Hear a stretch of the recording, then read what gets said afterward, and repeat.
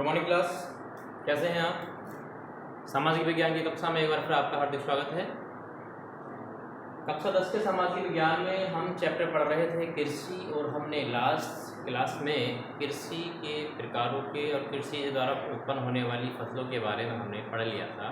हमने last class में पढ़ा था खाद्य फसलें, अखाद्य फसलें, यानी ऐसी फसलें जिनको खाया जाता है और ऐसी फसलें जो खाई नहीं जाती हैं लेकिन वो हमारी कृषि के माध्यम से उत्पादित की जाती है। आज हम उससे आगे का टॉपिक कवर करेंगे। उससे आगे का टॉपिक हमारा रहेगा कृषि सुधार। कृषि सुधार यानी कृषि में तकनीकी के माध्यम से विभिन्न प्रयोजनों के माध्यम से उत्पादकता को बढ़ाने विभिन्न समिति इसके अंतर्गत हमने सम्मिलित किया है। कृषि सुधार के अंतर्गत सबसे पहला आता है संस्थागत सुधार, यानी विभिन्न प्रकार की संस्थाओं के माध्यम से जो सुधार हमारे कृषि में किया जा रहा है, कृषि की उत्पादकता को बढ़ाने के लिए किया जाता है, उसको हम संस्थागत सुधार के अंतर्गत रखेंगे। संस्थागत सुधार के अंतर्गत हम बात कर सकते हैं प्रमुख प्रकार की संस्थाएं या समितियां जिनके माध्यम से भूमि का एकत्रीकरण किया जाता है या भूमि का चकबंदीकरण किया जाता है और जिससे हमारी उत्पादकता बढ़ाई जाती है, वो संस्थागत सुधार के अंतर्गत हमारा सम्मिलित किया जाता है। इसके साथ साथ इसमें जमींदारी उन्मूलन भी सम्मिलित होता है। जमींदारी उन्मूलन, क्योंकि जमींदारी उन्मूलन के बारे में थोड़ा सा प्रकाश डालने का प्रयास करूँगा। इससे पहले चकबंदी क्या होता है इसके बारे में आप पहले ही पढ़ चुके हैं। जमींदारी उन्मूलन का मतलब है पहले जो हमारे देश में प्राचीन समय में जो राजतंत्र व्यवस्था हुआ करती थी, उसके बाद से अंग्रेज यहाँ पर आए। अंग्रेजों ने आने के बाद सब यहाँ पर जमींदारी व्यवस्था लागू की थी, यानी उन्होंने पूरे भारत को अपना कब्जे में लेकर के वहाँ की सारी कृषि योग्य भूमि को अपने पक्ष के लोगों के अधीन कर दिया था। उन्हीं पक्ष के लोगों को जमींदार कहा जाता था। वो जमींदार पूरी भूमि के मालिक स्वामी हो जाया करते, एक तरह से उनके सानिध्य में कहना चाहिए, उनकी निगाह में उनकी देख रेख की जाती थी। उसके बाद से वो जमींदार उन्होंने जमीन के भूस्वामी बन गए और भूस्वामी बनने के बाद से पूरी ज़मीन पर उन्होंने अपने कब्जे कर लिए। उसी को हमने कहा था जमींदार, ये जमींदारी व्यवस्था। लेकिन वर्तमान समय में अगर कृषि सुधार के अंतर्गत बात की जाती है तो जमींदारी उन्मूलन का मतलब होगा कि जो जमींदारी व्यवस्था है उसको दूर किया जाए। दूर करना या विभिन्न नियमों के या विभिन्न कानूनों के माध्यम से जमींदारों की जो जमींदारी व्यवस्था है उन्होंने बहुत बड़े बड़े क्षेत्र को अपने अधीन कर रखा है। उस व्यवस्था को दूर करके जो भूमिहीन किसान हैं, जो भूमि जिनके पास नहीं है, जो दो वक्त की रोटी के लिए भी मोहताज है, तो उनको भूमि उपलब्ध कराई जाए जिससे वो कृषि अपना कृषि उत्पादन करके अपनी जीविका को चला सकें और उसके साथ साथ हमारा कृषि का सुधार हो सके। तो ये हमारे जमींदारी उन्मूलन व्यवस्था के अंतर्गत आती है। तो ये हमारे थे संस्थागत सुधार के अंतर्गत आता है। इसमें हम ये बात कर सकते हैं, जो आप जानते हैं इस व्यवस्था के अंतर्गत संस्थाएं ऐसी प्रकार से कार्य करेंगी जिसमें हमारी जो भूमि है, जो पुश्तैनी अधिकारों पर भूमि है, वो बढ़ती जा रही है, छोटे छोटे टुकड़ों में विभक्त होती जा रही है, उसको भी रोकना इस संस्थागत सुधार के अंतर्गत आता है। इसके साथ साथ हम बात कर सकते हैं पंचवर्षीय जो योजनाएं हैं कृषि विकास कार्यक्रमों के माध्यम से कृषि को सुधार बनाने के लिए ये संस्थागत सुधार के अंतर्गत रखी जाती है। विभिन्न प्रकार की पंचवर्षीय योजनाएं, ठीक है। तो ये हमारा था संस्थागत सुधार। हम बात करेंगे प्रौद्योगिकी सुधार, यानी नंबरों बात करेंगे हम प्रौद्योगिकी सुधार। प्रौद्योगिकी सुधार, प्रौद्योगिकी सुधार के अंतर्गत हम विभिन्न प्रकार की तकनीकी के बात भी कर सकते हैं या विभिन्न प्रकार के सरकार द्वारा बनाए गए कानून, प्रौद्योगिकी संबंधी कानून, उद्योग संबंधी कानून की हम उसमें बात कर सकते हैं, जिसके माध्यम से हमारी प्रौद्योगिकी सुधरेगी तो इसके साथ हमारा कृषि में सुधार अवश्य हो जाएगा। इसमें क्या क्या होता है प्रौद्योगिकी सुधार में, यानी कृषि की जो प्रक्रिया है उसके सुधार की बात कर रहे हैं। तो इसमें आता है सबसे हमारा, इसमें एक बात कर सकते हैं बैंक के द्वारा ऋण, बैंक के द्वारा ऋण। प्रौद्योगिकी सुधार के अंतर्गत हम क्योंकि जानते हैं अगर हमें तकनीकी को सुधारना है तो मनुष्य को आवश्यकता पड़ेगी धन की, और वो धन कैसे सुधरेगा, वो धन कहाँ से आएगा, बैंक के द्वारा आएगा। बैंक के द्वारा सरकार विभिन्न बैंकों के माध्यम से किसानों को विभिन्न प्रकार के बैंक ऋण उपलब्ध करा करके प्रौद्योगिकी सुधार करना चाहती है। ये हमारे कृषि सुधार के अंतर्गत रखा गया है। भारत सरकार वर्तमान में ये कार्य कर रही है, जिसमें हम बात कर रहे हैं बैंक के द्वारा ऋण के माध्यम से। आप साधारण तौर पर देख सकते हैं कोई भी किसान साधारणतः से जो कृषि करना चाहता है या कृषि में सुधार करना चाहता है, बैंक से ऋण प्राप्त करके अपने कृषि कार्य के अच्छा कर सकता है, कृषि उत्पादकता बढ़ा सकता है। तो इसके माध्यम से भी हम प्रौद्योगिकी में सुधार कर सकते हैं। इसके साथ साथ हम बात कर सकते हैं दूसरा हमारा भूमि विकास कार्यक्रम। भूमि विकास कार्यक्रम विभिन्न प्रकार के भूमि के विकास संबंधी कार्यक्रम को चलाकर के हम प्रौद्योगिकी में सुधार कर सकते हैं। भूमि विकास कार्यक्रम के अंतर्गत हम बात कर सकते हैं, जैसे कभी कभी क्षेत्रों में आता है कि कुछ क्षेत्रों में बाढ़ आ जाती है, कुछ क्षेत्रों में सूखा आ जाता है, कुछ क्षेत्रों में अन्य और प्राकृतिक आपदा आती है, जिससे वहाँ की जो भूमि है वो बंजर या अन्य कृषि योग्य नहीं रह पाती। तो इस प्रकार के कार्यक्रम चला करके उन बंजर क्षेत्रों में जहाँ कृषि योग्य भूमि है लेकिन वहाँ कृषि नहीं की जा रही है, तो उसमें सुधार करना भी हमारा भूमि विकास कार्यक्रम के अंतर्गत सम्मिलित किया जाएगा। अन्य और सुधार के आधार नंबर 3 हम बात कर सकते हैं। अन्य और सुधार यानी संस्था के सुधार के साथ साथ हमने बात की प्रौद्योगिकी सुधार की, और प्रौद्योगिकी सुधार के साथ साथ हम बात कर सकते हैं अन्य सुधारों की, यानी कृषि में अन्य सुधार किए जा सकते हैं। सरकार के द्वारा अन्य प्रकार की सुविधाएं देकर के सुधार कार्यक्रम चलाए जा रहे हैं। इसके अंतर्गत क्या होता है, सुधार में सरकार द्वारा किसान क्रेडिट कार्ड बनाए गए हैं, किसान क्रेडिट कार्ड बनाए गए, जिसके माध्यम से किसान बैंकों के माध्यम से अपना क्रेडिट ले सकते हैं, पैसा ले सकते हैं, इससे अपने सुधार कर सकते हैं। अन्य और दूसरा है इसके साथ साथ अन्य सुधार में दूरदर्शन प्रोग्राम, दूरदर्शन कार्यक्रम सरकार के द्वारा विभिन्न राज्य और केंद्रीय स्तर पर कृषि सुधार संबंधी कार्यक्रम चलाए जाते हैं, जिनके माध्यम से किसानों को कृषि संबंधी दिशा निर्देश, कृषि की विभिन्न प्रकार की जो कहना चाहिए मुझे तकनीकी ज्ञान, उसके साथ साथ अन्य और प्रकार की सहायता दूरदर्शन कार्यक्रम के माध्यम से दी जाती है, जो कृषि सुधार करने के लिए उपयोगी रहता है। अब इसके साथ साथ बात करेंगे हम आगे आएगा नाटो के ग्रीन रेवोल्यूशन यानी इसको कहेंगे हम हरित क्रांति। तो यहाँ हरित क्रांति को समझने से पहले आपको समझना होगा क्रांति शब्द के बारे में। क्रांति जो शब्द है इसका वास्तविक मतलब क्या होता है, उसके बाद ही आप हरित क्रांति को समझ पाएंगे। तो आपके आचार्य जी ने आपकी कक्षा में जो इतिहास पढ़ाया रहता है उसमें हमने सिंपल शब्दों में अध्ययन कर लिया होगा। तो बात कर रहे थे क्रांति का जो वास्तविक मतलब होता है वो परिवर्तन से होता है। परिवर्तन, अगर वो परिवर्तन किसी राजनीतिक क्षेत्र में किया जाता है, राजनीति में किया जाता है, तो वो बन जाती है राजनीतिक क्रांति।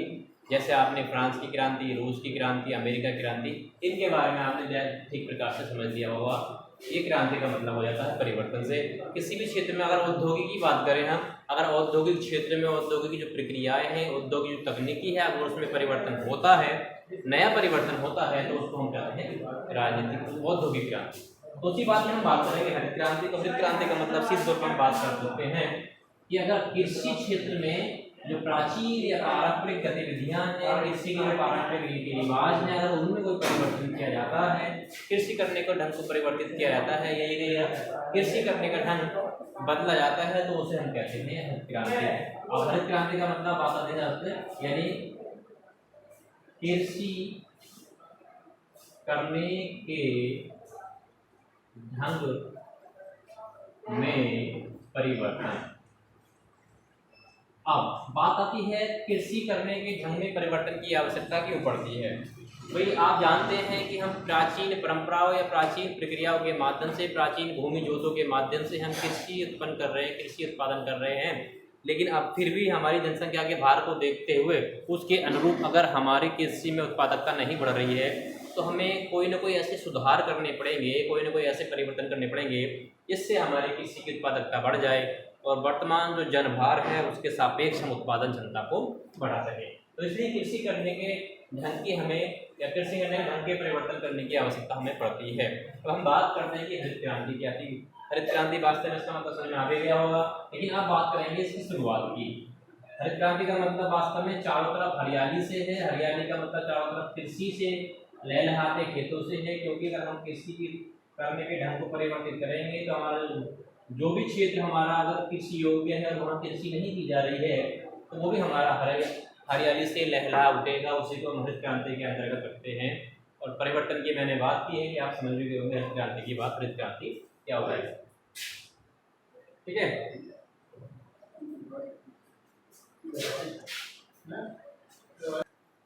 अब बात करते हैं हरित क्रांति की शुरुआत की। तो सबसे पहले 1958 में भारत सरकार के द्वारा Indian society of agronomy, Indian society of agronomy, Indian society of agronomy program की शुरुआत की गई वर्ष 1958 में। और इसके माध्यम से क्या किया गया, भारत में कृषि की प्राचीन तकनीकी विधियाँ थी, प्राचीन जो कृषि करने की प्रक्रियाएं थी उनमें परिवर्तन करके नई तकनीकों का इस्तेमाल किया गया। उसके साथ साथ नए संशोधित बीज, नए संशोधित प्रकार के उसमें उर्वरक उसमें इस्तेमाल किए गए, जिसके माध्यम से हमारे कृषि की पैदावार बढ़ने लगी। उसी के अंतर्गत हमने कृषि क्रांति की बात की, यानी ये इंडियन सोसाइटी ऑफ एग्रोनॉमी 1958 में स्थापित की गई। इसके माध्यम से हरित क्रांति की शुरुआत की। जो ये वृद्धि इंडियन सोसाइटी ऑफ एग्रोनॉमी की स्थापना के बाद 1958 में कृषि क्षेत्र में हुई, उसको अमेरिकी वैज्ञानिक ने हरित क्रांति नाम दिया। और अमेरिकी वैज्ञानिक का नाम था नॉर्मन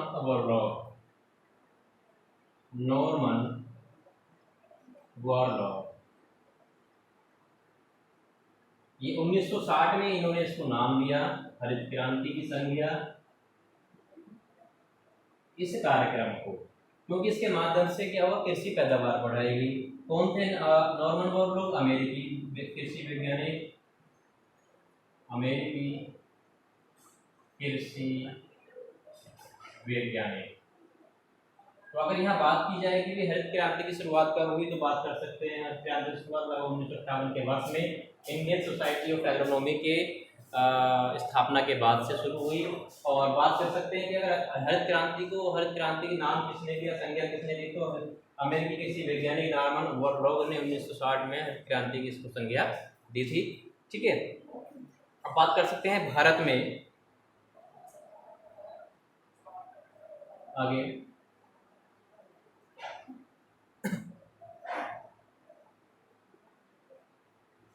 भारत में हरित क्रांति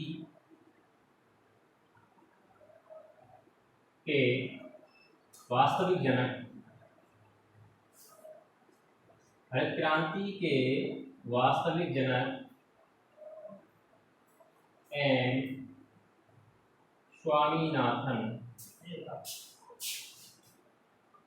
को माना जाता है। ये नोट करने वाली बात है। अगर क्वेश्चन आता है कि भारत में हरित क्रांति के वास्तविक जनक का नाम बताइए, तो आएगा वास्तविक जनक एम स्वामीनाथन भी कहते हैं, इनको कभी कभी MS स्वामीनाथन भी कह दिया जाता है। हरित क्रांति की शुरुआत की गई, ठीक है, इनके माध्यम से। अब हरित क्रांति की शुरुआत के बाद से भारत में क्या होने लगा, खाद्यान्न में जो खाद्यान्न की उपलब्धता है वो बढ़ने लगी। धीरे धीरे कृषि की जो तकनीकें हैं उनमें सुधार किया जाने लगा। आधुनिक बीजों के साथ साथ जो कृषि का रूप है वो परिवर्तित किया जाने लगा। उसके साथ साथ हमने बात की थी पहले पंचवर्षीय योजनाओं के माध्यम से, तो पंचवर्षीय योजना में भी हरित क्रांति के विभिन्न उद्देश्यों को सम्मिलित करके हर प्रतिवर्ष पंचवर्षीय योजना का उद्देश्य लागू किया जाने लगा। यानी हर पंचवर्षीय योजना में कृषि को भी अंशदान दिया गया, कृषि विकास को भी ध्यान में रखा गया। इस प्रकार से हमारी हरित क्रांति की शुरुआत हुई और हरित क्रांति बढ़ते बढ़ते आज हम चरम पर है। हम बात कर सकते हैं हरित क्रांति अभी भी चल रही है और उसके माध्यम से विभिन्न तकनीकी परिवर्तन किए जा रहे हैं। अगर आपसे क्वेश्चन ये किया जाए कि हरित क्रांति क्या होता है, तो आप ये कह सकते हैं कि कृषि क्षेत्र में नए सुधारों को, कृषि की तकनीकों के सुधारों को हरित क्रांति का नाम दे सकते हैं। और बात आती है कि इतिहास की शुरुआत की, तो अभी मैंने आपको यहाँ पे हाईलाइट कर दिया है। ठीक है, अब आता है हरित क्रांति की विशेषताएं। सिंपल शब्दों में अगर हम बात करें तो हरित क्रांति की विशेषताएं ऑटोमेटिकली हमारे यहाँ व्यावहारिक रूप से निकल करके आ जाएंगी अगर आप ध्यान देंगे। क्योंकि मैंने बात की थी कि किसी क्षेत्र में परिवर्तन करना है, कृषि उत्पादक को बढ़ाना है, तो वो हरित क्रांति कहलाएगा। तो अब हरित क्रांति की विशेषता क्या बन जाएगी कि हरित क्रांति की विशेषताओं में हम उन पहलुओं को रखेंगे जिनके माध्यम से कृषि की उत्पादकता बढ़ेगी। सिंपल। हरित क्रांति की विशेषताएं, क्या विशेषता हरित क्रांति की? हरित क्रांति की वास्तव में बात करें तो होगी क्या? तो जिन जिन तकनीकों से हम कृषि उत्पादकता को बढ़ाएंगे, चारों तरफ हरियाली लाएंगे, और चारों तरफ हम हरियाली ले आते हैं तो वो हरित क्रांति कहलाती है। और उसके साथ साथ अगर हम कृषि की जो तकनीकें हैं उनको परिवर्तन करेंगे, प्राचीन परंपराओं से आकर के नवीन परंपराओं, नवीन आधुनिक तकनीकी यंत्रों का इस्तेमाल करेंगे, तो वो कृषि की हरित क्रांति कहलाएगी। ठीक है, तो अब बात करेंगे हम कृषि की हरित क्रांति की विशेषताएं। हरित क्रांति की विशेषताएं क्या रही? तो सबसे पहली विशेषता हरित क्रांति की आधुनिक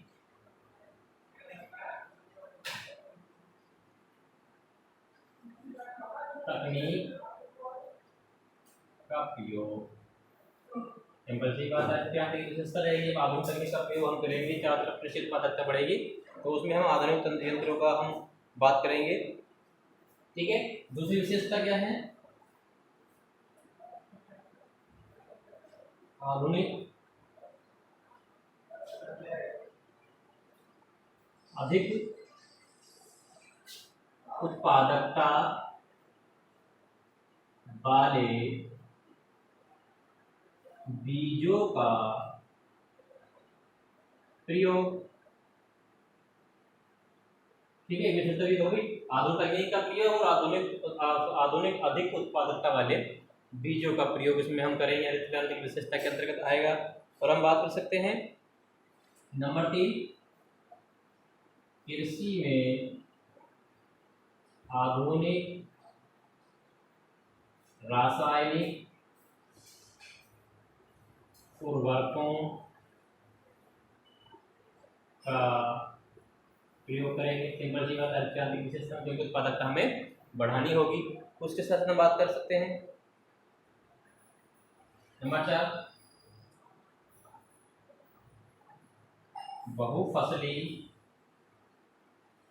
बहुफसली कृषि प्रणाली का प्रयोग। कृषि प्रणाली का प्रयोग किया जाएगा। ठीक है, नंबर 5 हम बात कर सकते हैं जो सिंचाई की व्यवस्था है उसमें भी हम आधुनिक परिवर्तन करेंगे, यानी कि सिंचाई की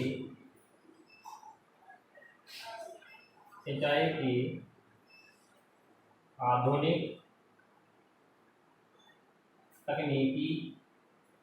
तकनीकों का प्रयोग।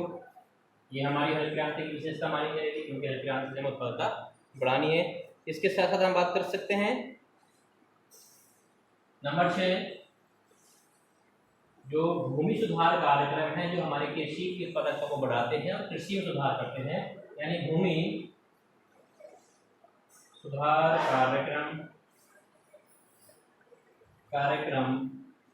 क्रमों का व्यापक प्रसार व प्रचार और उनका क्रियान्वयन। यानी अगर हम जो भूमि सुधार कार्यक्रम है उनका व्यापक प्रचार करें, जैसे हमने बात की थी कि किसानों को ऋण उपलब्ध कराने की बात हम कर सकते हैं, या जहाँ पर सूखा ग्रस्त क्षेत्र है वहाँ पानी की उपलब्धता वहाँ करा दी जाए, या जहाँ पर बंजर भूमियाँ हैं उनको उनमें विभिन्न प्रकार की निराई गुड़ाई या विभिन्न प्रकार के रसायनों का या जैविक खादों का इस्तेमाल करके वहाँ जो बंजर भूमि है उसको अगर हम कृषि योग्य भूमि बनाते हैं तो वो हमारे भूमि सुधार कार्यक्रम के अंतर्गत आता है। इसलिए सरकार द्वारा विभिन्न प्रकार की योजनाएं चलाई जा रही हैं। इस प्रकार से हम बात कर सकते हैं कि हरित क्रांति की विशेषताएं और ये हमारे लाभ की बात अंतर्गत हमने की, यानी यही हरित क्रांति की विशेषताएं हैं और ये हरित क्रांति के लाभ भी है। हरित क्रांति से क्या क्या लाभ और विशेषताएं, ठीक है, तो यही लाभ होते हैं हरित क्रांति से और ये हमारी विशेषताएं। इसके बाद हाईलाइट कर लीजिएगा, स्क्रीनशॉट ले लीजिएगा।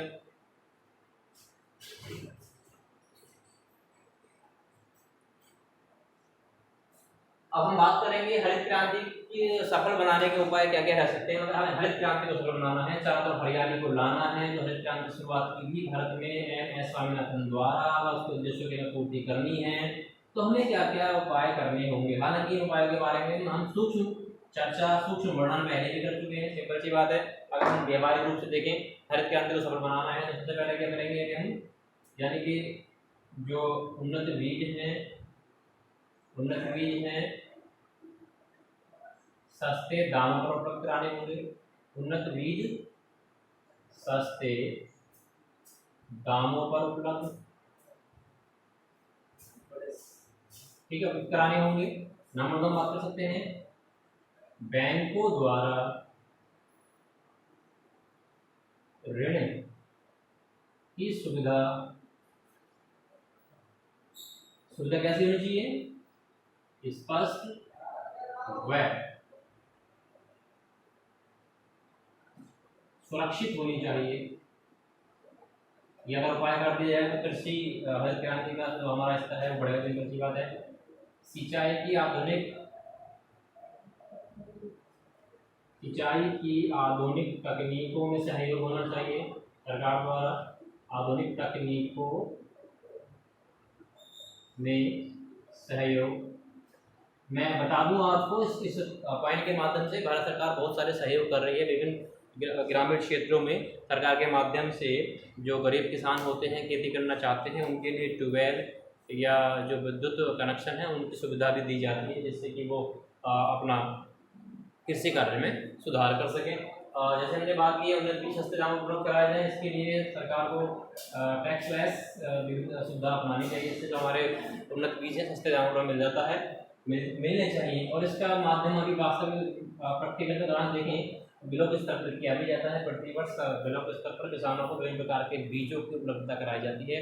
हाइब्रिड प्रणाली के बीज उसमें उपलब्ध होते हैं, इससे कृषि पैदावार को बढ़ाने में हमारी सहायता प्रदान होती है। इसके साथ साथ हम बात कर सकते हैं नंबर 4, जो कृषि संबंधी शोध है। कृषि संबंधी शोध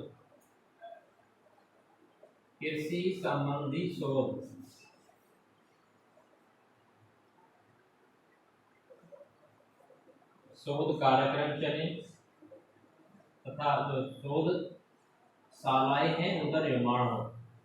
शोधशालाओं का निर्माण होना चाहिए, ठीक है। यानी हर एक, मैं कहूँगा ब्लॉक स्तर पर बात कर लीजिए या तहसील स्तर पर कृषि शोध संबंधी कार्यशालाएं हो, जहाँ पर कृषि संबंधी जो शोध किए जा सके, कृषि सुधार संबंधी शोध किए जा सके, भूमि का जांच करना, परख करना, उसके सारे सुधार हमारे संबंधित जो कार्यक्रम वहाँ पर किए जा सके। इसके साथ साथ हम बात कर सकते हैं जो कीमत है, हमारी फसलों की कीमत है वो सही प्रकार से निश्चित की जा सके, यानी फसलों की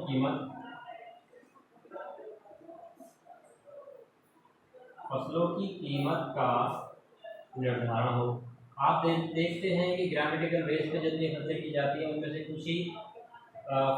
कुछ ही खेतियाँ ऐसी होती हैं जिनसे होने वाली पैदावार, फसल का फिक्स प्राइस, यानी कि उनकी जो राशि है, उनकी जो कीमत है वो निश्चित होती है, वरना कोई भी और ऐसी फसल नहीं होती जिसकी कीमत है वो निश्चित कर दी जाए। कभी कभी कंडीशन में क्या होता है कि उसमें किसानों को बहुत ज़्यादा घाटा हो जाता है और फिर किसान खेती करना बंद भी कर देते हैं, या फिर ये जो उत्पादकता है वो उस पर प्रभाव पड़ जाता है। तो फसलों की कीमत का निर्धारण किया जा सके, सुनिश्चित की जानी चाहिए। इसके साथ साथ नंबर 6 में आता है आपदाओं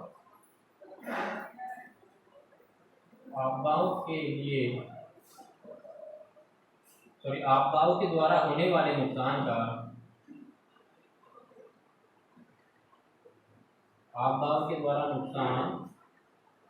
का निस्तारण शीघ्रता से किया जाना चाहिए,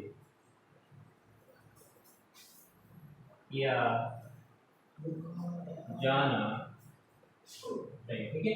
तो ये थे हमारे कुछ पॉइंट हैं जो कृषि की बात कर रहे थे, कृषि को सफल बनाने के ऊपर। सॉरी, हरित क्रांति की विशेषताओं में पहले पढ़ रही है, ये मेरे पॉइंट है, हम पढ़ रहे हैं कि हरित क्रांति को सफल बनाने के उपाय। हरित क्रांति को अगर सफल बनाना है उसके लिए हमें क्या क्या प्रयास करने होंगे। सफल बनाने के उपाय, या कदम हम बात कर सकते हैं, ऐसे कदम हमें उठाने चाहिए, ये ऐसे कदम अगर हम उठाएंगे तो फिर क्रांति हमारी सफल हो जाएगी।